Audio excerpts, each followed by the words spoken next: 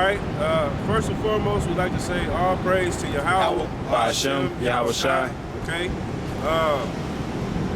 Chiefly, also double honors to the apostles of the Great Millstone. Okay. To the brothers out there, continue to do this work, continue to do your thing in truth and sincerity. All right. Again, we come out here week in and week out. Okay. To try to let everybody understand and know who their power is, and let them know that we are the Israelites, that the so-called Bible, which we know as the Tanakh, okay, or the Sword, we come out here week in, week out to prophesy the downfall of America and to awaken the people on this sign. All right. Last week, the brother Zakaria had said that he wished he had watched the presidential debate, and I didn't watch it either. So it kind of left an impression on me to go back and watch it after camp.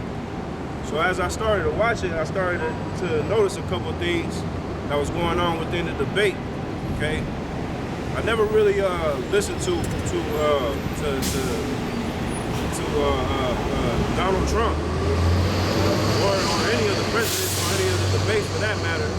But when you actually listen to Donald Trump, you start to understand that he's the real epitome or the definition of Esau, man. Okay, when you think of Esau, and you look it up if you could possibly look it up in the dictionary and like actually get the understanding as the Bible speaks of it, you will have his face right there. Okay, because he's everything that came out of his mouth pretty much was the definition of how Esau is being spoken of in the scriptures, man. All right. First and foremost, he speaks lawfully concerning oppression, man. All right. Now the thing about it was when they was bringing up topics. All right. First and foremost, he was prideful as hell, man. All right. Prideful to the point where it was just disgusting, man, obnoxious. All right. Matter of fact, go ahead, get that. This is Isaiah chapter 10 and 1. Woe unto them that decree unrighteous decrees. That's right. Woe unto them that decree unrighteous decrees, man. That's right. Okay? Because, matter of fact, go with that right quick and bring what you got out. This is Jeremiah 50 and 24. It says, I have laid a snare for thee, and thou art also taken, O Babylon. That's right. O Babylon, thou art taken in the snare. Okay? First and foremost, what is the snare? Okay? The snare is the snare that the Edomites, along with the other heathen nations, and 2/3 put out for chiefly the elect, but for Israel as a whole, man. That's right. So that snare that it's talking about is that very same snare that has the children of Israel in dire straits, underfoot, in oppression and subjection right now. So it says, the scripture says that they're going to fall subject to their own snares. Repeat it again. Jeremiah 50 and 24. It says, I have laid a snare for thee, and thou art also taken. That's right, and thou art also taken, man. All right, so you got all these politicians, all these governments, all these law-making officials that set up all these decrees, man, and they're falling into their own snares. Donald Trump is a perfect example, man. All right, of how they set up this system which is designed to have certain people oppressed and certain people in a certain situation, and it shows how he's jumping out through the loopholes, man. Okay, but one instance is the whole tax thing. All right, how he supposedly hasn't paid taxes for 20 years. Right. I'd say this same thing came out about Right. Now again, all this stuff is designed for the elite to stay wealthy, okay, and for the chiefly the people on this side to stay in oppression, man. All right. That's all you want from me? No. Now, this is Wisdom of Solomon, chapter 2 and 10. Let's see. I'm going to start at 1. For the ungodly said, reasoning with themselves, but not aright, our life is short and tedious, and in the death of a man, there is no remedy. That's right. So this is chiefly why Esau builds his empire on this side so high and exalts himself so often. Man. All right, because they don't believe in Yahweh Shemel. First and foremost. Secondly, they don't believe of judgment in the afterlife or anything pertaining to life after death. Man. So this is why they establish themselves so greatly on this side. Okay. Neither was there any man known to have returned from the grave. That's right. Again, they don't believe in life after death. They don't believe in reincarnation. They don't believe in judgment. They don't believe in the spiritual world. They believe in YOLO, man. You only live once. They believe that you only get one shot, and you got to make the best of it. Okay? But the scriptures say otherwise. The scriptures say that there's judgment. Okay? The scriptures say that not only is there judgment, but you'll play out your judgment in a reincarnation.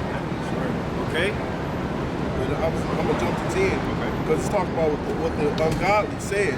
They say, let us oppress the poor righteous man. Let us not spare the widow, nor reverence the ancient gray hairs of the age. Again, going back to Donald Trump, this is the epitome of the spirit of the so-called white man.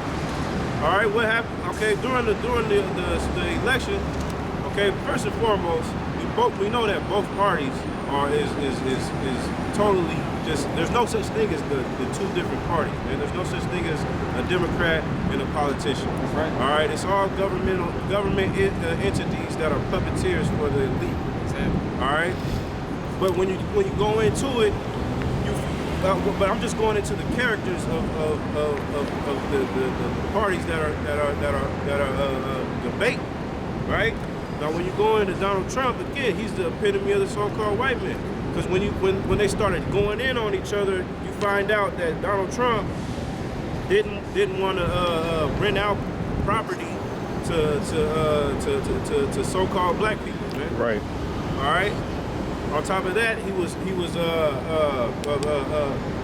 sued for the situation, and then the pride of his heart said, basically, they didn't win the case, so no harm, no foul.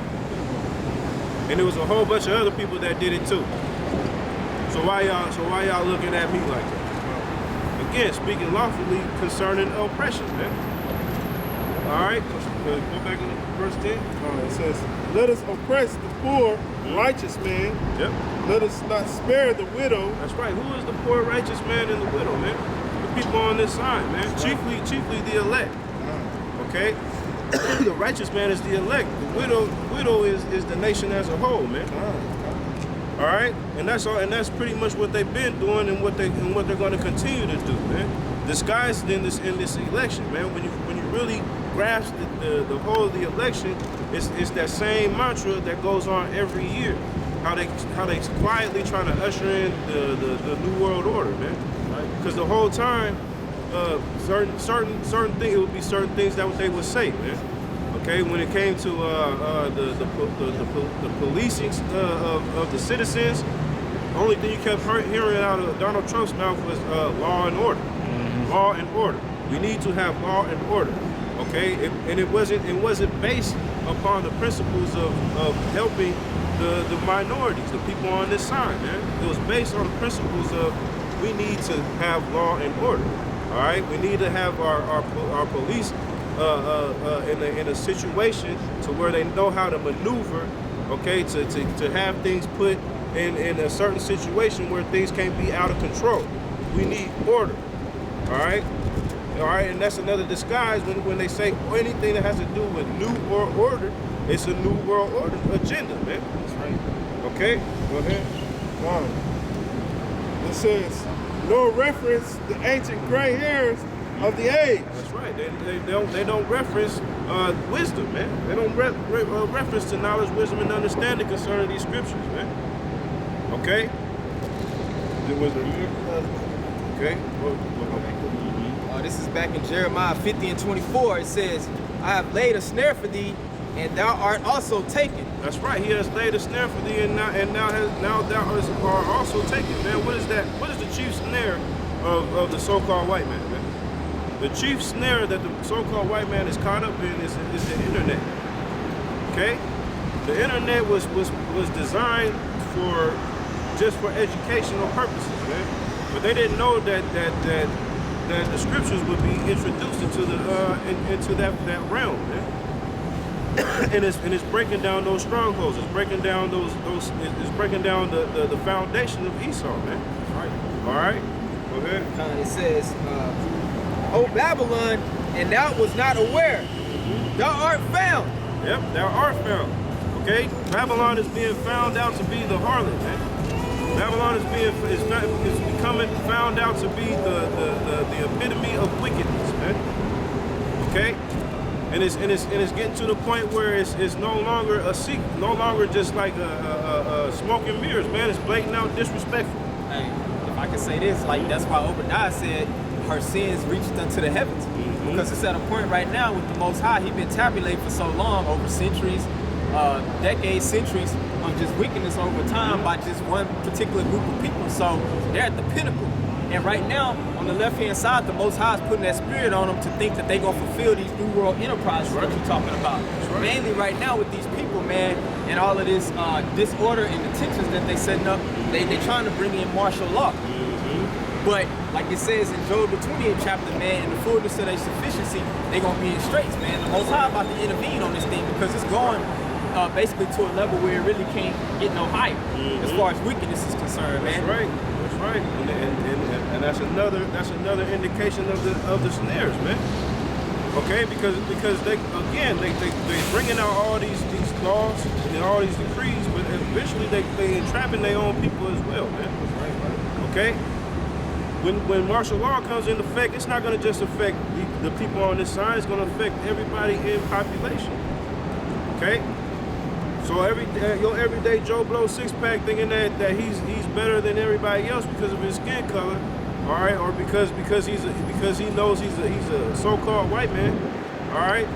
That's not going to mean anything in the day of martial law, man. That's right. Okay. It says back in Jeremiah 50 and 25, it says, Salaki, I'm going to go back to 24, the last part. It says, thou art found and also caught. Yep, and also caught, man. So y'all going to get caught for the wickedness and the wicked deeds that y'all got going on. And right now, you're starting to get caught on a national level, man. Okay? Especially pertaining to what you've been doing to the apple of the Lord's eye, man. All right, again with those snares, those videotapes, those cameras, those camcorders, those phones. All right, they're catching Esau up doing all his wickedness to the children of Israel. Now, when you go on a national level, man, you got the media overseas, man. All right, just tapping into every little dirty detail that y'all do out there, man, overseas. All right, so you're being found out. The skirt is being lifted up on all levels. Go ahead. And if I can say something, it said, and also caught. Because you got to know the spiritual nature of Esau. You really go all the way back to Cain, man. And what was Cain known as in the earth? He was known as a vagabond. And basically a vagabond is a fugitive from justice. So the Most High saying right now, in the times that we in right now, that vagabond, that fugitive from justice, he's about to be caught up. That's right. And he's laying the snares himself to get trapped up in, man. That's right. You know? I'm going to keep reading that for you, bro. There's some more on that. It says, because thou hast striven against the Lord. Yep. Because y'all win against Yahweh Shemel Shai. And that goes all the way back to the beginning, as the brother was talking about, man. Yep. Because Esau had the law too, man. Okay, Esau had the understanding from his father Isaac, man. Yep. Okay, from Jacob, excuse me, Salaki. All right, but Isaac. That's right, Isaac, Salaki. He had the understanding from Isaac. All right, but he went off. Okay, When he decided that that his livelihood was more important than the law than his birthright, man. Go ahead. This is Jeremiah 50 and 25. It says, "The Lord had opened his armory and had brought forth the weapons of his indignation." That's right. What is this armory? First and foremost, chiefly is the knowledge, wisdom, and understanding. But when you go further down the line, it's talking about these nuclear missiles, man. That's right. Okay, the armory is open, man. All right, if you've done your research, okay, it's at least at the minimum 12. I believe it's 12,000, 1,200. It's either 12 or 1,200,000 nuclear missiles are in each continent, man. Okay, that's on a minimal level, man. But I'm talking about third world countries. Imagine how much greater in major countries, man, such as China, USA, Germany, UK, and all them, Russia. All right, because the scriptures say thousands upon hundreds, thousands upon hundreds of thousands, man. Con, brother. All right. If I can say this too, that also with that armory, it's also talking about the host of heaven, man. That's gonna be coming along for that ride with Yahweh Shah. That's right. That payback mission, man. That's right. That deliverance mission, and hopefully we part of, man. Con. It's gonna be a whole host of angels, man, in chariots along with Yahweh Shah. So not only the armory, the weapon, the ICBM missile gonna be blasting this place to powder, but also the Most High, or the Yahweh Shah and the angels, man. That's right, brother. That's also part of that full armor, you know. That's right. And in this next part, gonna explain why. It says, "For this is the work of the Lord, power of hosts, in the land of the Chaldeans." The land of the Chaldeans, man. Okay.